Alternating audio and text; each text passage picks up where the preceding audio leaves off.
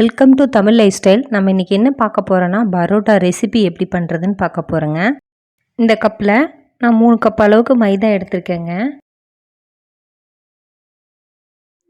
Sugar 1 table spoon add பண்ணிக்கிறேங்க. தேவையான அளவுக்கு சால்ட் ஆட் பண்ணிக்கோங்க. எல்லாத்தையும் நல்லா மிக்ஸ் பண்ணிக்கலாம். இப்போ பாருங்கள், நல்லா மிக்ஸ் பண்ணியாச்சு. நான் இதில் 1 டேபிள் ஸ்பூன் அளவுக்கு ஆயில் ஆட் பண்ணிக்கிறேன்.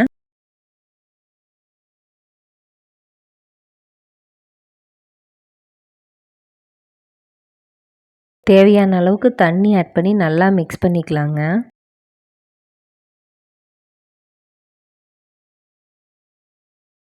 இப்போ பாருங்கள், நல்லா சப்பாத்தி மாவு பதத்துக்கு பிசைஞ்சிட்டு நான் உங்கள்கிட்ட காமிக்கிறேன். பாருங்கள், கிச்சன் கவுண்டர் டாப்பை க்ளீன் பண்ணிவிட்டு நான் அது மேலே நல்லா போட்டு பிசைஞ்சிக்கிறேங்க. ஆயில் கொஞ்சம் கொஞ்சமாக ஆட் பண்ணி நல்லா பிசைஞ்சிக்கோங்க.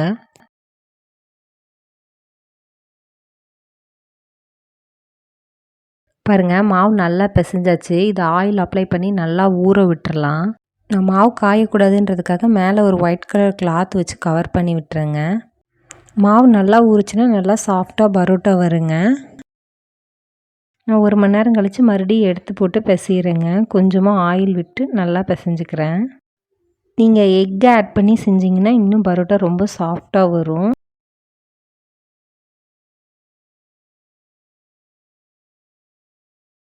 மாவை நல்லா இந்த மாதிரி இழுத்து விட்டு பிசைங்க. அப்போ தான் நல்லா சாஃப்டாக இருக்கும்.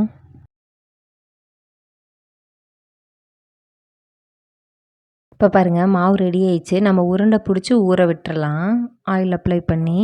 பாருங்கள், இந்த மாதிரி கை வச்சு பிடிச்சிங்கன்னா ஒரே மாதிரி சைஸாக வரும் உருண்டை. பாருங்கள், நான் எல்லாமே உருண்டை பிடிச்சிட்டு அதுக்கப்புறமா பரோட்டா தட்டும் போது உங்கள்கிட்ட காமிக்கிறேன். உருண்டை பிடிச்சிட்டு ஆயில் அப்ளை பண்ணி மூடி வச்சுருங்க. ஒரு உருண்டை எடுத்து ஆயில் அப்ளை பண்ணிக்கிறேன். அதுக்கப்புறமா நல்லா விரித்து விட்டுக்கோங்க. பாருங்கள், இது ஒரு மெத்தடு. இந்த மாதிரி பண்ணலாம்.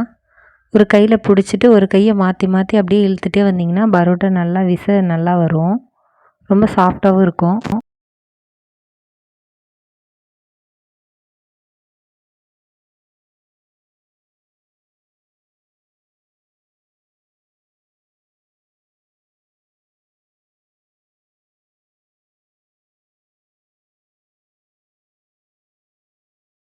பரோட்டா எப்படி இப்படி திருப்பி வீசுறதுன்றதுக்காக இன்னொரு டைம் வீடியோவில் இது இன்க்ளூட் பண்ணியிருக்கேங்க. இன்னும் 2 மெத்தட் காமிச்சிருக்கேன். பாருங்கள் கண்டினியூவாக வீடியோவை. இதில் நம்ம வீச்சு போட போகிறோங்க. இதை அப்படியே எடுத்து தோசை தவாவில் போட்டு ஆயில் விட்டு 2 பக்கமும் வேக வச்சு எடுத்தோம்னா நமக்கு வீச்சு ரெடி ஆயிருங்க.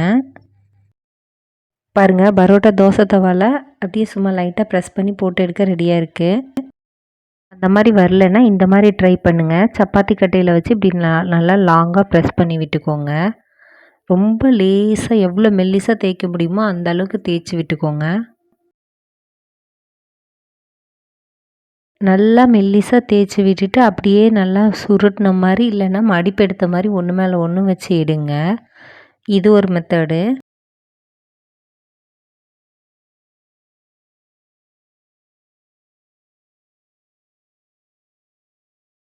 இது மெத்தடு 3ங்க.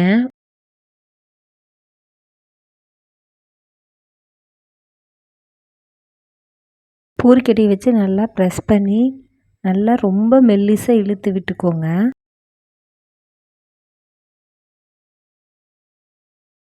ஷார்ப்பான நைஃப் எடுத்து இப்படி கோடாக போடுங்க.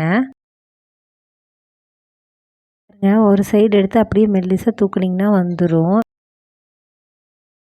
பாருங்கள், இப்போ நல்லா சுற்றி வச்சுக்கலாம் பரோட்டாவுக்கு தேவையான மாதிரி. இப்போ பாருங்கள், இதை நல்லா ப்ரெஸ் பண்ணி தோசை தவாவில் போட்டு ஆயில் விட்டு 2 பக்கமும் சுட்டு எடுத்துக்கலாம். ஸ்டவ்வை வந்து மீடியம் ஃப்ளேமில் வச்சு எடுத்துக்கோங்க.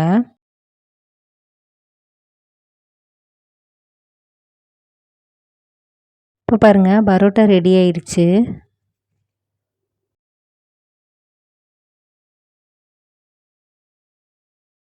லைட்டாக சூடு இருக்கும் போதே இப்படி 2-3 பரோட்டா ஒட்டுக்கா வச்சு இப்படி தட்டினீங்கன்னா அப்படியே லேயராக வந்துடுங்க.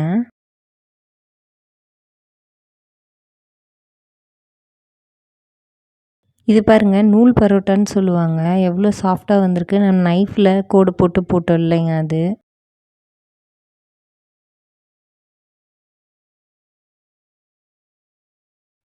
பாருங்கள் நம்ம வீச்சு பரோட்டா போடலாம். அப்படியே எடுத்து தோசைக்கல்லில் போட்டாச்சு. ஆயில் விட்டுட்டு திருப்பி போட்டு எடுத்துக்கலாங்க. எவ்வளோ லேஸாக இருக்குது பாருங்கள். இப்போ நமக்கு வீச் பரோட்டா ரெடி ஆயிடுச்சுங்க. இப்போ பாருங்கள் வீச் பரோட்டா, அப்புறம் நூல் பரோட்டா, நார்மல் பரோட்டா 3 செஞ்சு காமிச்சிருக்குங்க. இந்த வீடியோ உங்களுக்கு பிடிச்சிருந்தா லைக் பண்ணுங்கள், ஷேர் பண்ணுங்கள், சப்ஸ்கிரைப் பண்ணுங்கள்.